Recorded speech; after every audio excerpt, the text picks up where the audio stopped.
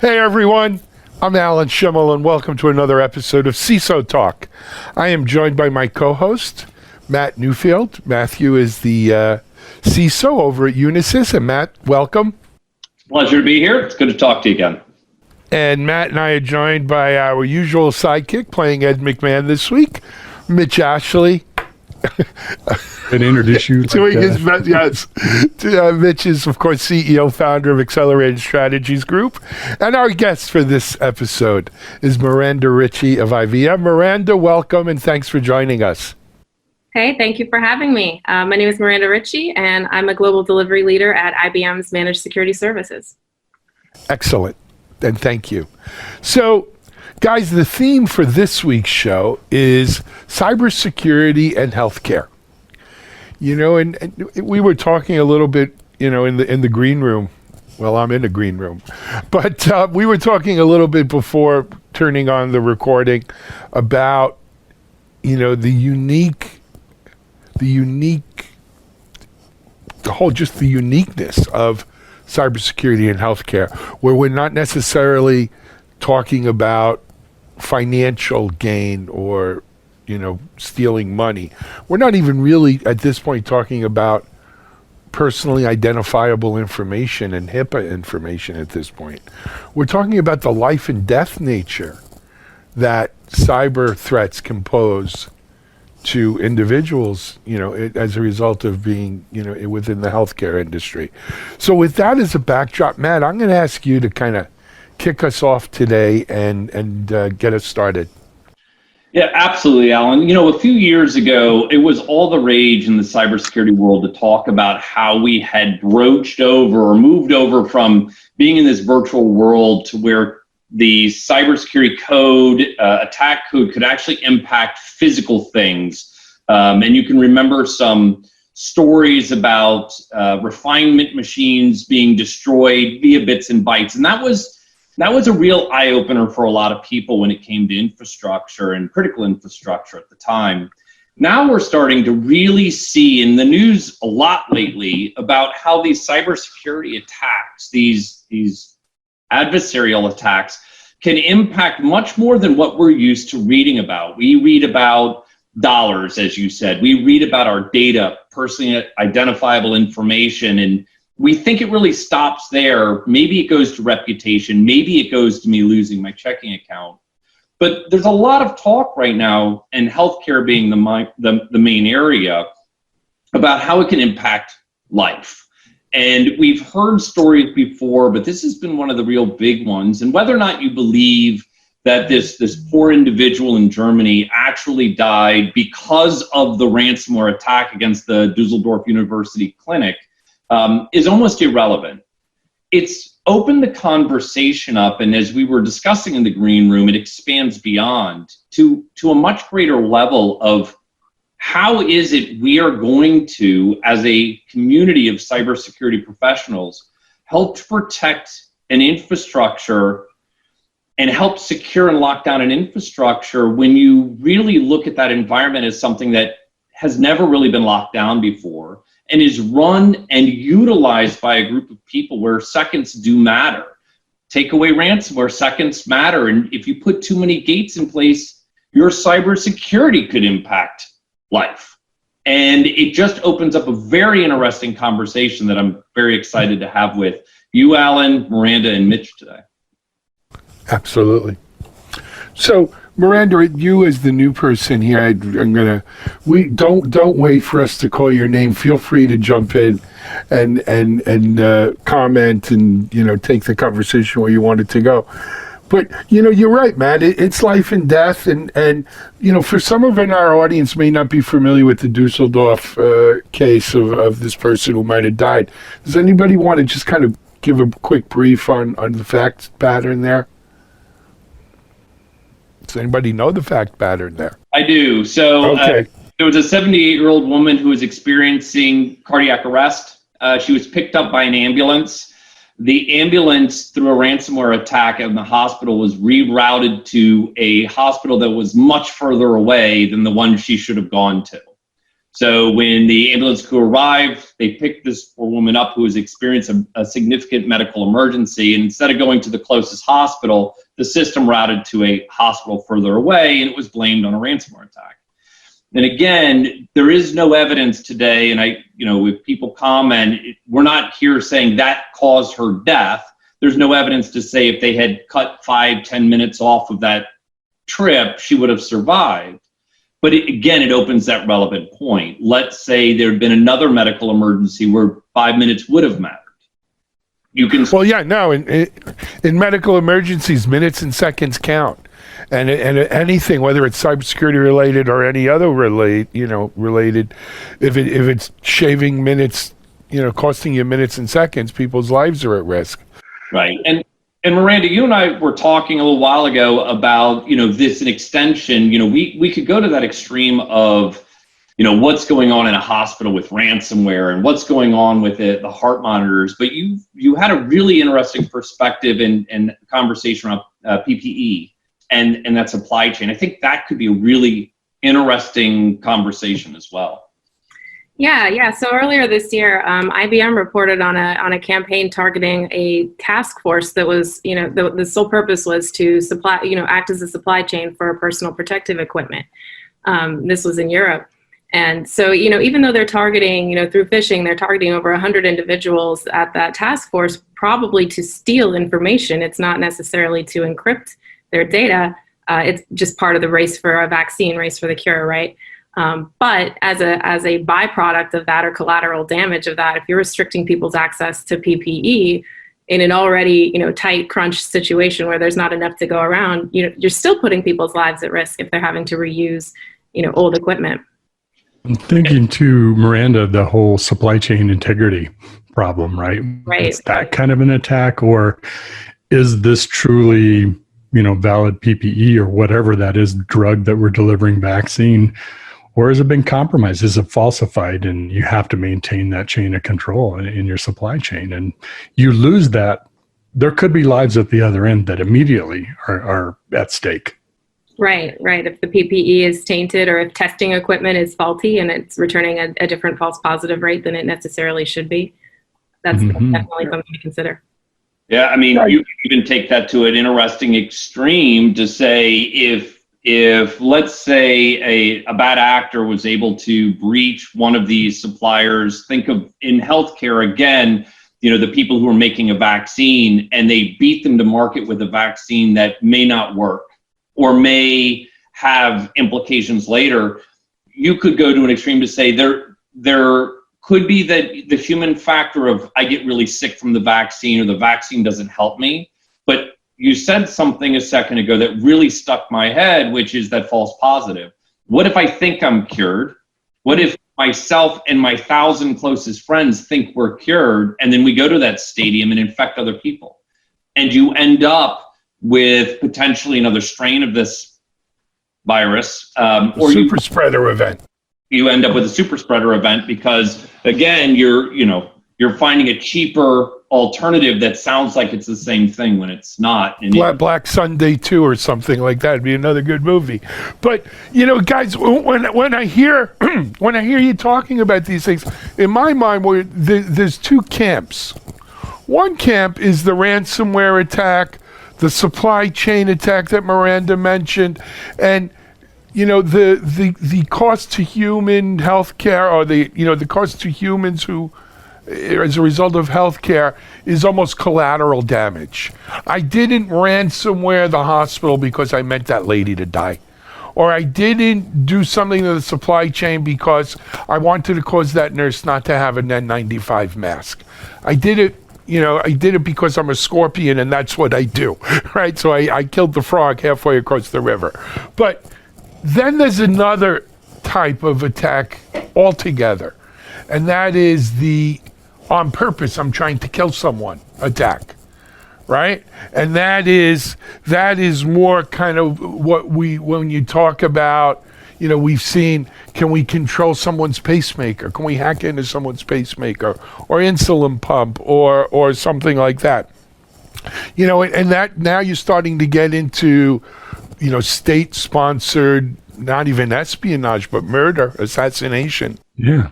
Well, we do that through, Russia does that supposedly through poisons today. We hear about all the I don't think you have to say supposedly anymore. It's been pretty well documented. trying to be PC here a little bit. Yeah, unless people apply neurotoxins to themselves, but whatever.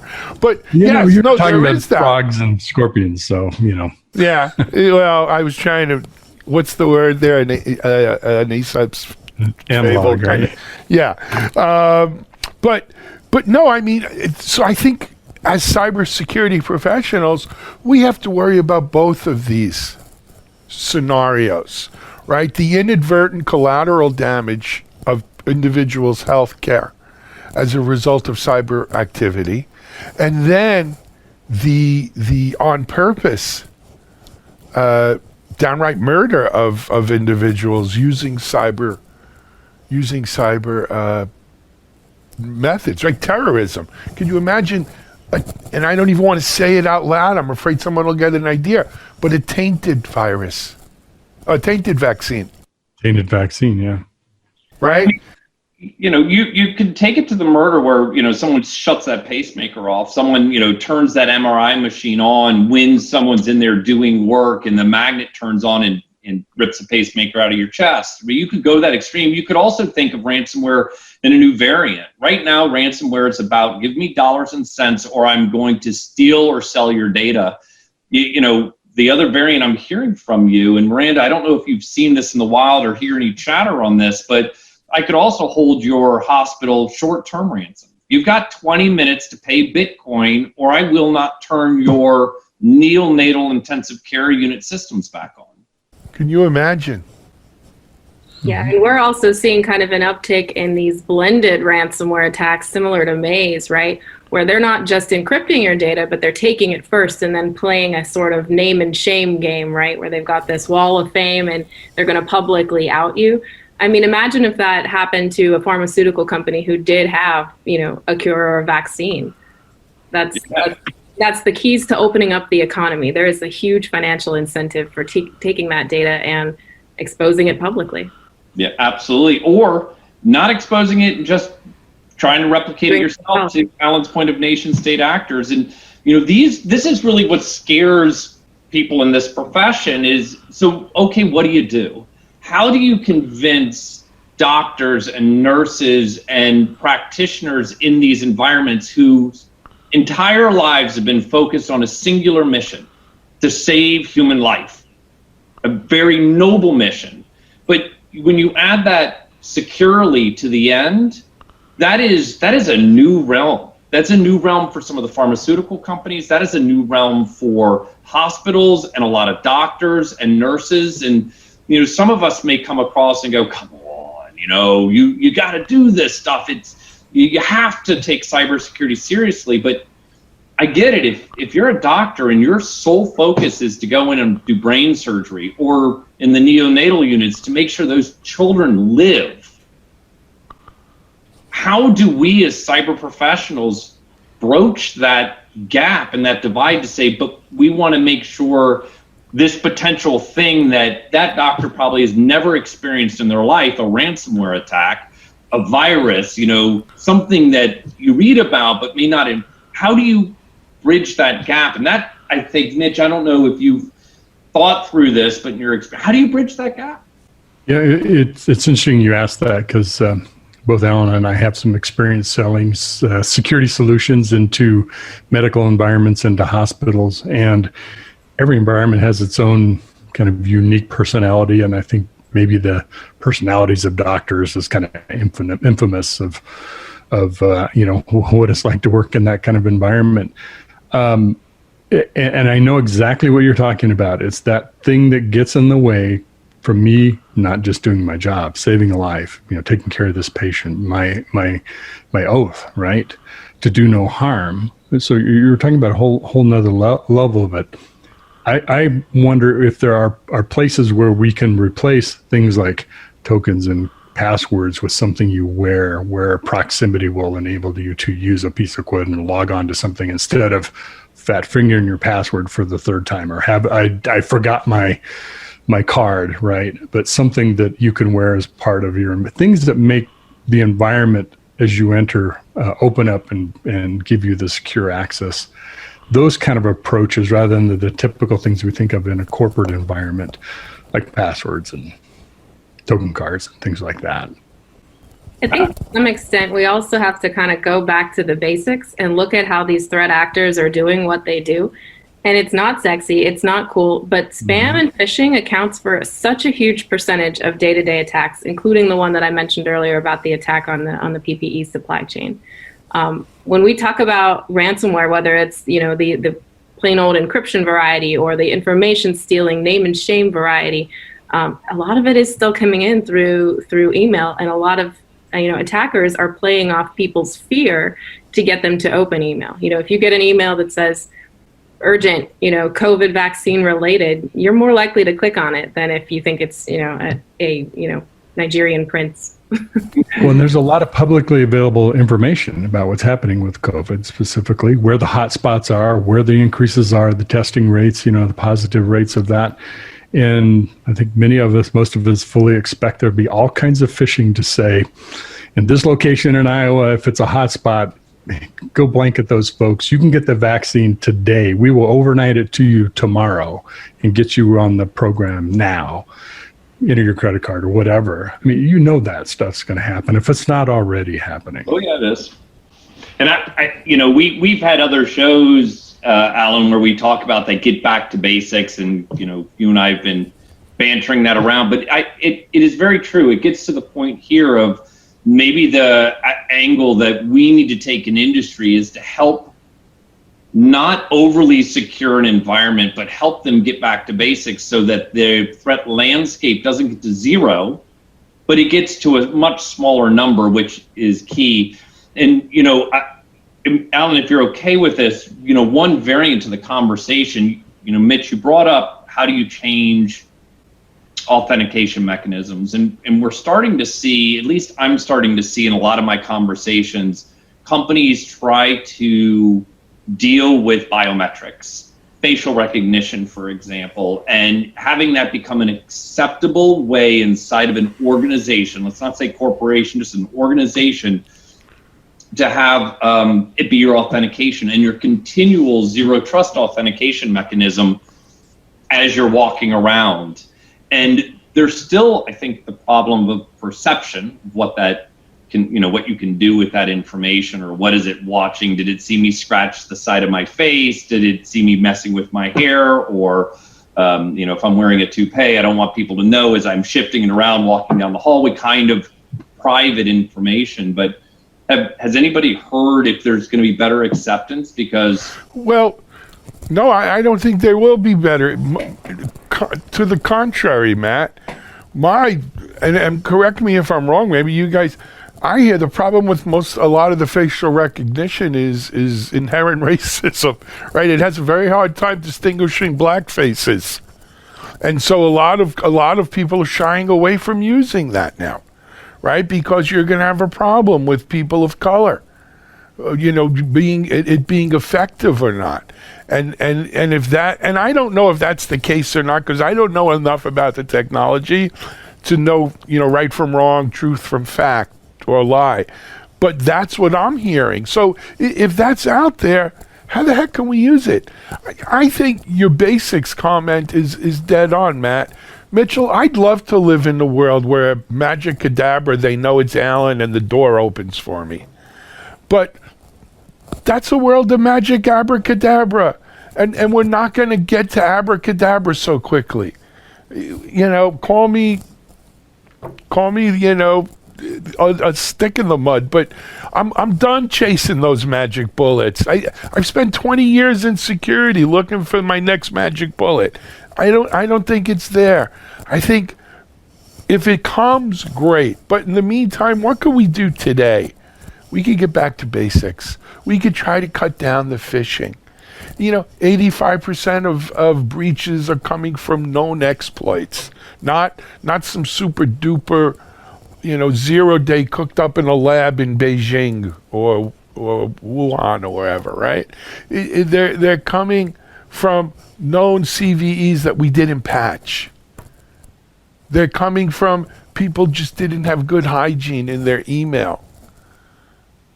can we work on that while we leave the CIA to come up with the next magic bullet, abracadabra, or M6 or whoever works on these things?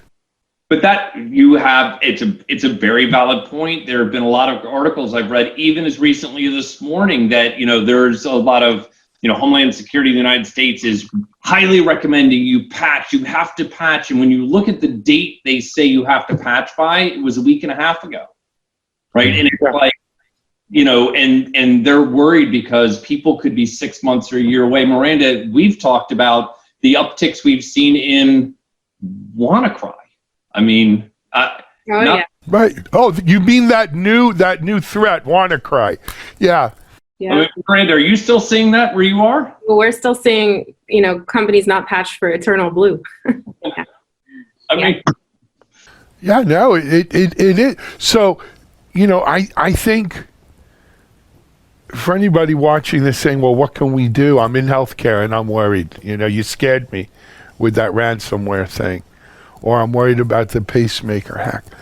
It really starts with back to basics, right? Can we patch what we already know is out there, right? I think back, Mitchell and I, we co-founded Still Secure along with our friend Raj, and we had a vulnerability assessment and management tool. Was it 2003, Mitchell? Mm-hmm. Yeah, early 2002. And back then, the idea of patching, I don't even think Microsoft had Patch Tuesdays at this point. They were just coming out with Patch Tuesday. Right. There was a company called Citadel Hercules was the product that was sort of automated patching. DISA put a lot of money into it for the federal government. People weren't doing it then. If you would have told me, if I could, Back to the Future to 2002 and say, I'm sitting here on a Zoom video in the middle of a worldwide pandemic that no one can go out of their house, and in 2020, and we're still not patching in a timely manner, I would have said, what happened? Did we all get stupid? Right? Why haven't we solved that basic problem? And now it manifests itself in something as important as healthcare. but whose problem is it, Alan? Here's my concern. If we rely on patching in healthcare, which I think is different than a lot of industry. It is.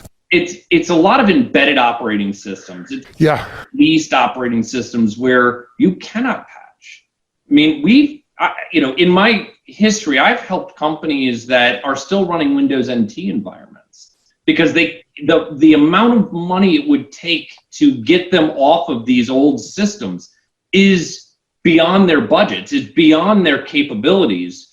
They can put controls in place to limit access to it. But Miranda, you were covering the phishing and the vishing and in those kinds of attacks. The back to basics on top of patching, Alan, to me, is education, and done in a way where you're not insulting someone, as we were joking earlier, that may believe they're better than others or smarter than others, which most likely they are. I promise you, I would be a doctor if I could pass all those tests, and I didn't. If I like the sight of blood. But, how do you help convince people? And that, it's a real psychology problem as well, that get back to basics. Because, again, if you're used to an environment that if I'm getting my email on my corporate device, this thing right here, I'm getting my email on it, and the hospital is required, or I believe the hospital is protecting me, so I should only get valid stuff on here. How do you educate them? Do you introduce the concept of targeted training, right? Most companies do user education at least annually, but how many have you seen that are doing targeted training for medical professionals or healthcare professionals related to COVID? How many companies do you see in the lead up to a special event like the upcoming elections, training their employees specifically to look for potential attempts to exploit, concerns or worries or, whatever about the elections? Not to take off topic, but the concept exists, targeted training, right? Targeted, but there's two other things. I mean, something as basic as banners.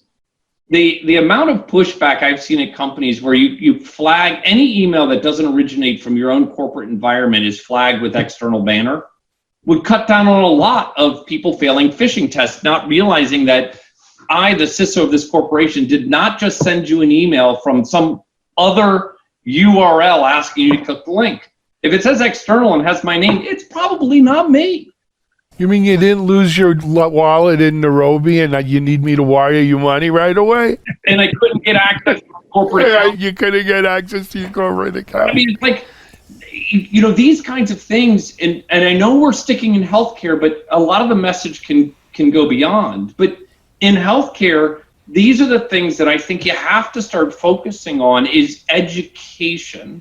And then if you can help, and Alan, I get your point around facial recognition, and I'm not a facial recognition expert. I'm not a thumbprint recognition expert. I'm also not a voice recognition expert. But I've seen plenty of technologies, especially as people adopt zero trust concepts, where you can start thinking differently. And I think, Miranda and Mitch, your points were, you can stick with the legacy, that stuff we did in 2000, 2002, 99, let's be honest, and hope for the best, or you can try to push for better, more optimal ways. And sometimes they're not, to your point, brain surgery or rocket science. One of the things that I've seen that I'm a big fan of lately is adaptive phishing training. Alan, if you get a phishing test in your organization, you pass, we're not going to bother you for 60 days. Mitch, you failed. We put 7 indicators of a phish in that email. You're going to get another one tomorrow with 6. You better not fail it. Talk about wall of shame. Then bot. and we're going to tie it to your HR record. Matt, I think there's another part of this, back to the basics, and we're talking largely about things that, with end users, right, that are accessing the systems. So part of my background is running a company that provided digital certificates to device manufacturers, Wi-Fi, energy, medical, network. We don't all realize it if you're not in the manufacturing world, but the authenticity of devices and the amount of kind of fakery, if you will, of people that take a device and then make one look exactly like it. And digital certificates are used to really, before something can connect, right? Even talk on a network, it has to go through that handshake. And I think that's also part of that supply chain discussion. But fundamental to that is an infrastructure that we're doing the basics in. If you're not renewing certificates, a simple thing like that, you may shut off access to the network. I've gotten call from customers saying, what happened and why is this? I didn't even know there's a digital certificate in there. And now I can't get anybody on my network. How do I get a new certificate out there? Those are basics that within the infrastructure we also have to take care of, because we can be just as impactful to not being able to get your job done, deliver a service, do some medical procedure if we don't do that. That's very true.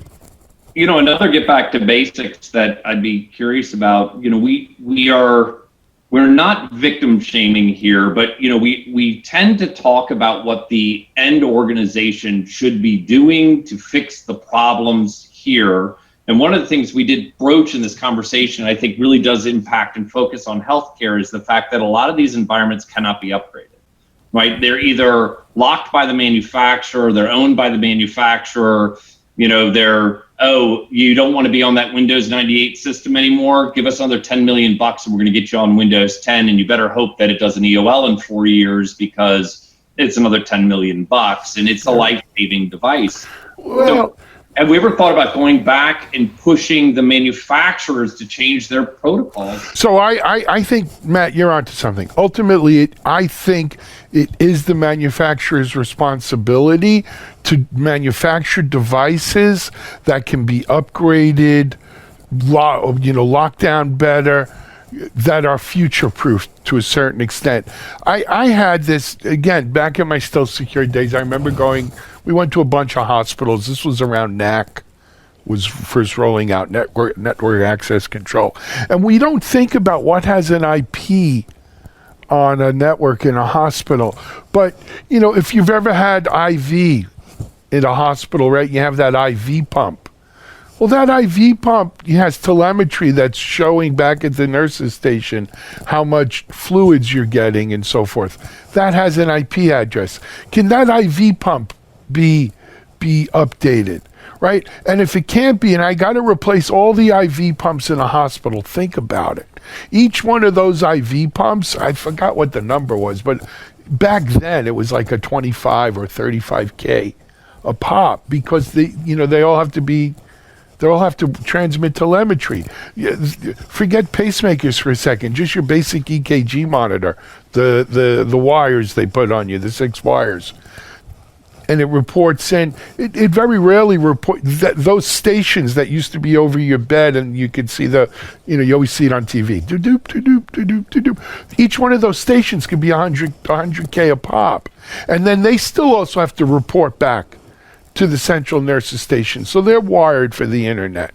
If those machines weren't designed to be upgradable, patchable, poor design by the manufacturer, and it should be their responsibility. And if you're in a healthcare field, forget being a cyber person even right now, but you're responsible for, choosing these kinds of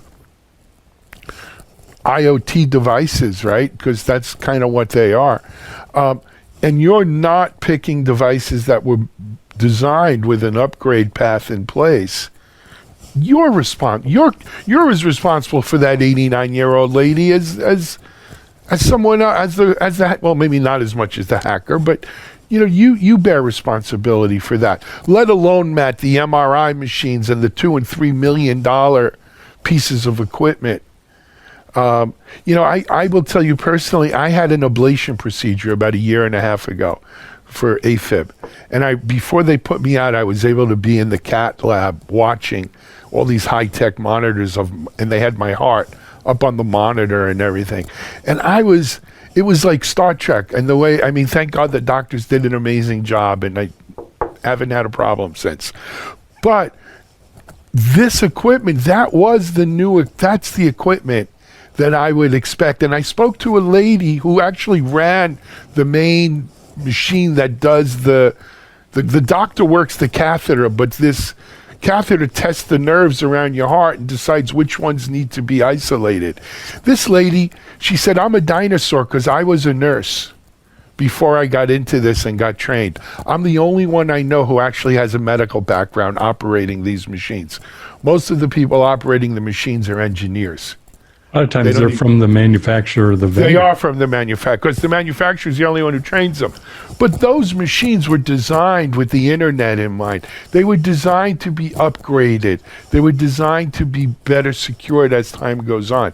I think overall we've gotten better at that. Far from perfect. But you still have to pay. It's still expensive. And if you're an old But that's part of it. Well, everything about healthcare is expensive. Yeah, but you got to get the money. Governments bail out a lot of companies. Maybe it's time to I'm not trying to be inflammatory in this, but maybe it's time to bail out some hospitals to give them that upgrade. And I agree. I think, and again, I'm not going to call any medical company out, but let's be honest, a lot of companies design non-future-proof equipment on purpose. Absolutely. It's a gravy train. I'm going to throw something out there. I'm going to throw it out for my cybersecurity friends who are watching this. If we gave as much of a crap about making our medical equipment upgradable as we care about having personally identifiable information be locked down in HIPAA, we'd have a hell of a lot more better equipment now than we do right now. And I think, have we put the wrong emphasis in here on worrying about PII as much as we do, when we're losing sight of the real life and death of we need these machines to be upgradable. Well, and they need to be current, and the technology needs to be, as you said, have some future path to whether it's a new product or an upgrade of it, and it also has to be reliable. That's part of it too, right? Of course, in security is making sure that things are available. I used to have a family member who had a mammogram, and the system crashed in the middle of it. Now, not a life-saving situation, but can you imagine sitting there and some computer crashes that you're like, what the hell was that thing doing? And am I, my heart going to stop, or what's going on? To your point, Alan, if you had looked up at the screen and saw a blue screen of death, how would you have felt? Yeah. Pretty dead. Pretty dead.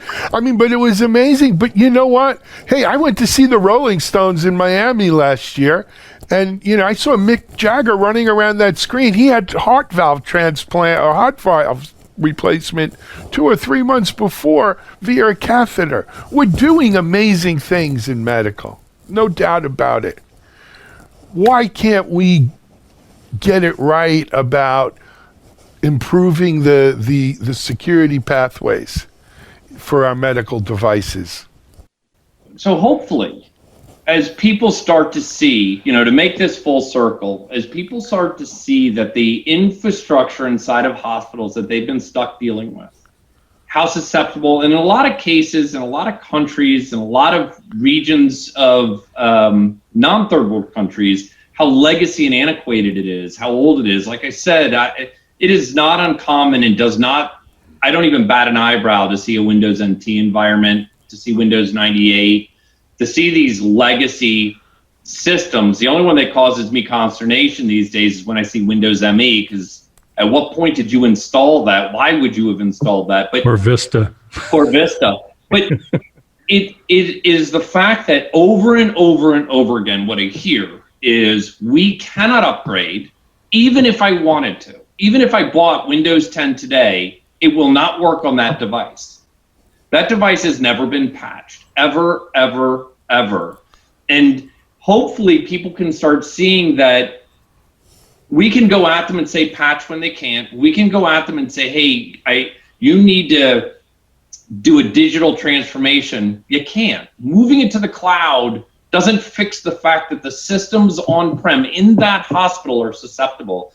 And most hospitals that I talk to don't have hundreds of millions of dollars of liquid cash sitting around to do those upgrades. And if they have to decide between upgrading something that works, it works, to something that also works but is new and maybe more secure, or expanding a wing, adding more neonatal units, hiring more doctors, more nurses, you know which one they're going to go, because that's what they've been doing for the last 30 years. So to your point, Matt, what do you tell a client like that? Where do you help them spend what limited resources they may have? One thing that we see a lot of is, okay, we can't patch the system, it's legacy, the manufacturer doesn't even exist anymore maybe. You can still guarantee you have visibility, right? And we're seeing a big uptick in demand for IoT monitoring, agentless monitoring, IOMT, medical things monitoring, and just making sure that at the very least you can see what's going on, because I think a large number of healthcare companies, they may have a lot of these devices in their network and they can't fix it, they can't patch it, but they also can't see it. So Miranda, are you talking about like augmenting these devices with some sort of visibility module, even if it's like a physical thing you put on there? Because I've seen this in manufacturing now as well. We, right. In MSS, we work a lot with agentless partners, so you don't even need to actually install something on the device itself, but it still allows, cybersecurity professionals to gain visibility into what those devices are doing. Discoverable. They have a fingerprint or footprint that you can recognize with it. And you baseline, right? So you baseline and you verify that that's a good known set of traffic, and any deviation from that baseline is investigated. I was just thinking about the patching, when I was in the device security world, they were just starting to think about doing updating of IoT and other devices, right? Now you can buy routers that will set to auto update, but how many cameras are out there? How many, let me monitor my blood pressure. There's a lot of legacy stuff there that isn't even upgradable, more or less set to upgrade its own software, or users who would even know or want to do that. It's a lot of legacy stuff.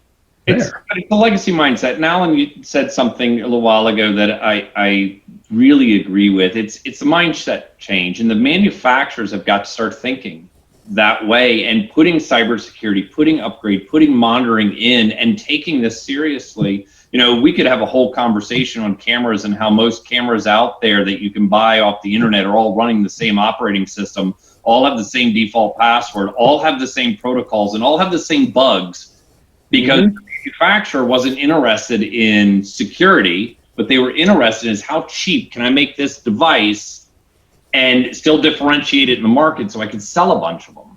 And I think take it one more step, Matt. I agree with what you're saying. Take it one more step. My observation was the fundamental change next is changing the business model, because those manufacturers make those devices, sell them, we're done. We're on to designing the next edition for next world, whatever the next year for whatever the model is going to be.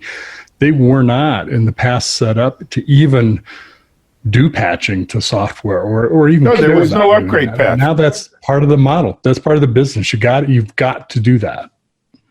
Yep.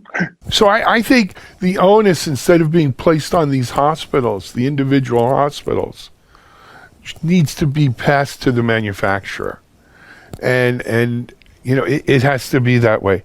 Hey guys, we're ridiculously over time actually, but. Yeah, but that's okay. That's okay. It's okay. Whose turn was it to watch the clock? It wasn't me, but I got to be honest with you. I am so thrilled that we had a discussion on cybersecurity and healthcare, and it wasn't focused on HIPAA. Kudos to all three of you.